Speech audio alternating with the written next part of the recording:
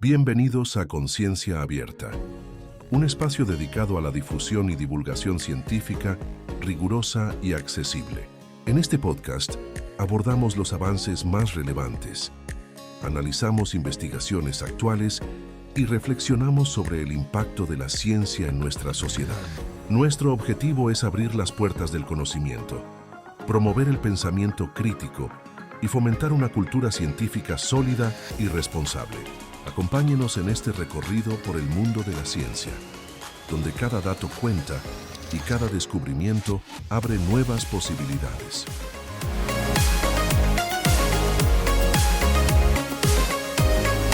¿Qué tal? Sean todos bienvenidos a este podcast de divulgación científica que se llama Conciencia Abierta. Este 22 de febrero del año 2026, ¿cómo les pintaron sus vacaciones, queridos amigos? Aquí tenemos en la cabina a Luisa. Hola, hola. También tenemos a Luis Pacheco. Hola, hola, gracias por invitarme otra vez. Y yo soy Omar. Nos tomamos una semanita de vacaciones porque hay que hacer unas cosas, pero ya estamos de regreso. Y justo empezamos fuerte el regreso de vacaciones porque vamos a hablar justo del Pokémon y cómo influye el Pokémon o cómo puede llegar a influir en la corteza visual del cerebro. Este es un artículo publicado en la revista Nature Human Behavior en Estados Unidos el año 2019 y entre los autores está Jesse Gómez, Michael Barnett y Clint Grill. Bueno, este artículo lleva como título, o bueno, más o menos la traducción sería: una amplia experiencia con Pokémon sugiere excentricidad en la organización de la corteza visual. ¿Qué quiere decir esto? Que hay un arreglo o hay una vía por la que el cerebro organiza ciertos parámetros o ciertos estímulos más bien con imágenes. El artículo nos habla de una parte muy importante en el cerebro, que en este caso es la corteza temporal ventral. Y bueno, ¿qué pasa aquí? Esta zona del cerebro, su organización nos ayuda a entender justamente toda la parte visual del mundo. Entonces, cuando vemos algo, esta información más bien lo que captan nuestros ojos, llega a la corteza y ahí es donde se empieza a categorizar toda esa información. Por ejemplo, identificar caras, siluetas, entre otras cosas, y así es como el cerebro va procesando la información para darte ya ese mensaje de qué estás viendo y cómo lo puedes identificar. Y lo interesante es que todo esta información se procesa sí en esta corteza temporal ventral, pero en regiones específicas dependiendo las características de estos estímulos. Como por ejemplo, los rostros tienen ciertas características que se procesan en un área específica de esta corteza. Igualmente, algunos otros ejemplos como los paisajes también se procesan en esta corteza temporal, pero en una zona diferente a esta misma corteza. Y vamos a decirlo, el objetivo de este estudio era investigar qué dimensiones de la información visual limitan y dirigen el desarrollo y la topografía de la organización funcional en la corteza visual humana de alto nivel. Sí. Ese era el objetivo. O sea, dicho de otra manera, querían saber qué regiones se estimulaban. Y bueno, algo que a mí me interesó fue justamente cuando algo falla en estos reconocimientos, pues sí tiene consecuencias. Por ejemplo, si la parte que detecta caras no está funcionando tal cual, tú puedes ver el rostro de alguien, pero se te es muy difícil reconocer quién es esa persona, ¿no? Investigué por ahí que la dislexia también está asociado a esto. O sea, como no reconoces la palabra, eso es una consecuencia de que estas áreas no funcionen correctamente. Okay. Y pueden provocar dislexia. Bueno, en este caso, los sujetos que se utilizaron fueron personas que habían jugado con el Nintendo lanzado en el 96, el Nintendo Game Boy. ¿Por qué? Porque particularmente se utilizaron a los Pokémon, al primer juego de Pokémon, y se utilizó justamente a sujetos que hubieran empezado de entre los 5 y 8 años de edad, que hubieran jugado cientos de horas el juego. Sí, bueno, que hubieran tenido experiencia con este juego entre los 5 y los 8 años, pero que esta experiencia además fuera prolongada y no solamente durante la infancia, sino que revisitaran el juego en su adultez. Entonces, ese era uno de los requisitos que tenían estos participantes, o al menos uno de los grupos de participantes, mientras que otro grupo era gente que no tuviera ninguna experiencia previa con el juego, que no conociera las criaturas, que no hubiera jugado, que estuviera en blanco totalmente. Y pues obviamente se les sometió a resonancias magnéticas. La N de cada grupo fue de 11 por cada grupo. ¿Y por qué utilizaron Pokémones? Bueno, los Pokémon tienen una categoría o tienen ciertos estímulos únicos, y para eso justo utilizaron 8 estímulos diferentes. Entre ellos iban los rostros, animales, caricaturas, o bueno, personajes de caricaturas, cuerpos, algunas palabras o pseudopalabras también mencionaban. O sea, el chiste era utilizar frases o letras más bien, automóviles, pasillos y finalmente Pokémon. ¿Por qué? Porque cada uno de estos estímulos tiene características particulares. Por ejemplo, los rostros tienen líneas muy redondas. Son animados, o bueno, tienen características animadas y son muy específicos. O sea, un rostro va ligado a una persona específica. Y además de que tienen un tamaño relativamente pequeño y estimulan un área, o más bien un tipo de visión particular que se le conoce como visión foveal, que esta se refiere a objetos que centras la atención en el centro y alrededor. Digamos que ves una nube difuminada, no importa lo que hay alrededor de ese objeto. Mientras que en el otro extremo tenemos por ejemplo, los pasillos justo los pasillos, que estimulan la visión periférica, porque tienes que ponerle atención a todos los detalles. Son objetos, o bueno, más bien imágenes mucho más grandes. Sus líneas son más, valga la redundancia, más lineales, más cuadradas, y además son imágenes inanimadas. Y los Pokémon parece que tienen un híbrido entre estas dos categorías. ¿Por qué? Porque tienen un tamaño muy específico. Están limitadas por el tamaño del píxel, lo cual nos haría pensar que son imágenes muy lineares o con líneas muy, muy cuadradas, pero no, en todo lo contrario. Estos píxeles sí son lineares, son muy cuadrados, pero forman imágenes bastante redondeadas.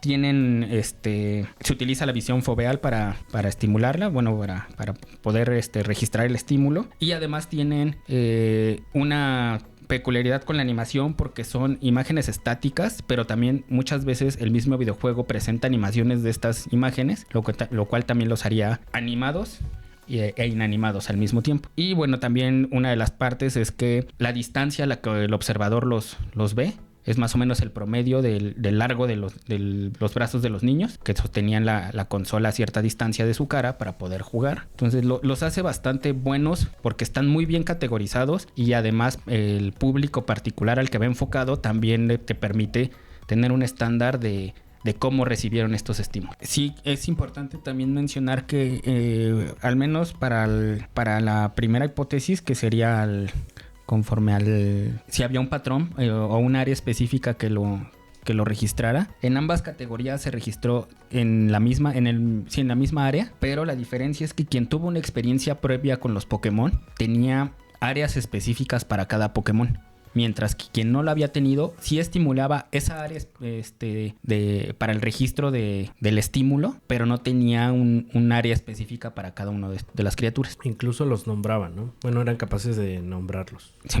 Lo que te habla de un conocimiento con una especialización. Quien tuvo el conocimiento previo desarrolla áreas específicas para estos estímulos o conocimiento. Sí, al final es como entrenar a tu cerebro. Para las cosas.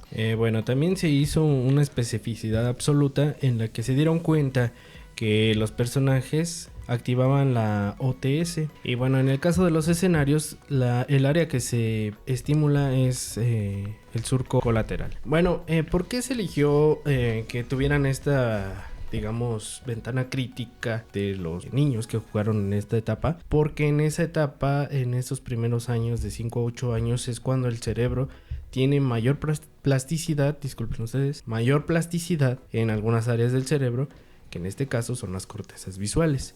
En la adultez ya no pasa así, y de esta forma se explican ese tipo de resultados en los que no eran expertos en Pokémon no tuvieron los mismos resultados que los que ya eran expertos. Sí, no que por esto no pudieran procesar los estímulos, porque sí los procesaban, y los procesaban en el área donde los expertos lo hacían, pero no era similar la respuesta. O sea, estaba entrenado, estaban zonificados cada una de los Pokémon, de los que tenían la experiencia. Quienes no, era prácticamente azarosa este estímulo.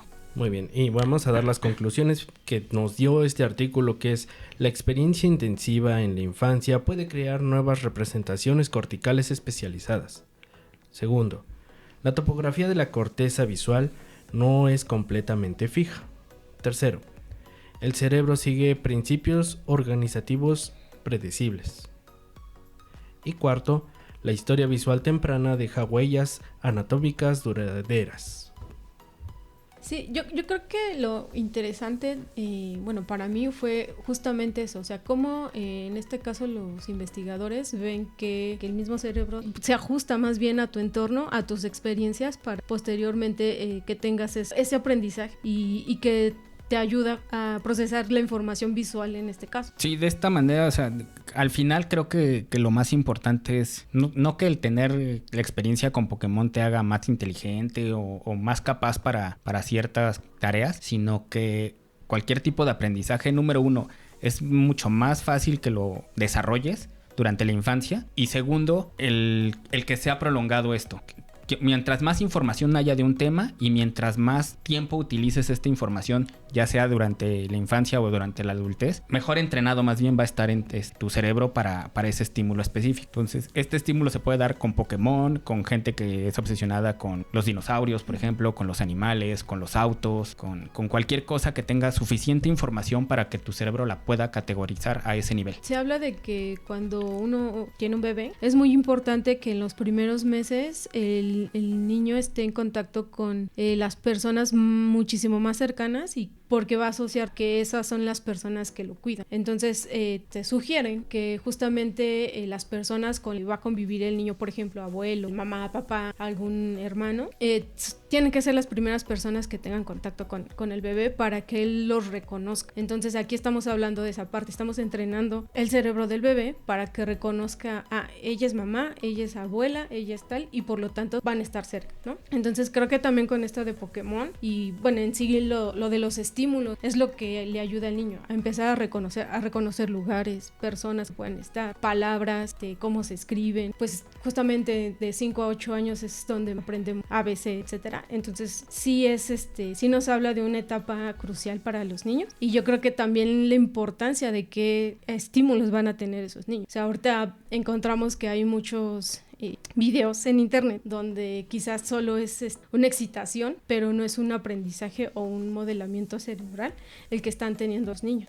Bueno, de hecho, a mí me sorprendió mucho que hubieran escogido este modelo en el caso de los Pokémon, porque incluso ellos especifican que no escogieron juegos nuevos o modelos, digamos, hiperrealistas. Ellos lo que querían era justamente el Pokémon más sencillo, que se viera más pixelado, y cómo esto contrastaría entonces con conferirle a ese modelo o conferirle a esa imagen un poco de animosidad, curvas, incluso de percibirlo como algo vivo, porque bueno, están basados en animales reales, y cómo esto entonces influye ya en la remodelación de estas cortezas visuales. Pues creo que también es importante mencionar que algunos del sexo de algunos participantes, esto como demostrando que independientemente del sexo, estos estímulos actúan de manera similar en todos los cerebros. Sí hacen el apartado de que hubo participantes hombres y mujeres dentro del estudio, y dentro de estos participantes femeninos, que si son pocos, realmente no hubo diferencias significativas con los participantes masculinos. La pregunta final o el comentario final que les queremos dejar es de si Pokémon pudo hacerlo. Imagínate qué están haciendo los smartphones y TikTok actualmente en un cerebro infantil. Entonces, para que lo chequemos y lo tomemos en cuenta, y como ya lo hemos dicho en programas pasados, mientras más retrases el contacto de los niños con las pantallas, mucho mejor. Y mientras más estimules a través de juegos, de conocimiento, de darles herramientas. Esto social es súper importante. Ahorita me hiciste recordar el caso del changuito del zoológico japonés, me parece que es. que justo es un cerebro que también está asociando su peluche a seguridad y todo, Sí. y por eso se aferra a él, por eso le está costando tanto trabajo dejarlo y empezar a socializar con integrantes reales de su grupo, de su especie. Pero no antropogenicen ese tipo de comportamientos. Los comportamientos de ese tipo de primates no son comportamientos humanos, no es Sí, no. un apego amoroso, no hagan eso. Son asociaciones justo a este nivel de estímulo en ciertas zonas del cerebro que te reconfortan. Pero no hay, el simio no está pensando, Ay, mi peluchito. No, Sí. No, mi No. mamá o mi... No. Él lo asimila a protección. sí, justamente. Y eso es lo que sucede en muchos casos con los niños. Traten y entiendan a los animales como lo que son, animales. No son humanos y no están expresando conductas humanas. Están expresando sus conductas propias de cada una de las especies. Muy bien, pues vámonos. Luisa, nos vemos la siguiente semana. Sí, que estén muy bien. Síganos, escúchenos, mándenos algún tema de interés y pues nos vemos la siguiente semana. Luis, nos vemos la siguiente semana. Nos vemos la siguiente semana. Muchas gracias por escucharnos y dejamos el enlace también del artículo para quien lo quiera consultar. Es un poquito largo, pero ahí lo dejamos. Yo soy Omar, nos vemos la siguiente semana, por favor. Si tienen algún artículo que les gustaría que analizáramos, con confianza déjenlo en la caja de comentarios. Regálenos un like y compártanos. Nos vemos la siguiente semana. Bye. Esto fue Conciencia Abierta, un espacio para comprender, compartir y cuestionar el conocimiento científico. Si te ha gustado este episodio, te invitamos a seguirnos en nuestras redes sociales y a suscribirte en tu plataforma favorita para que no te pierdas nuestras próximas entregas. Comparte este contenido y ayúdanos a abrir más mentes a la ciencia. Hasta la próxima.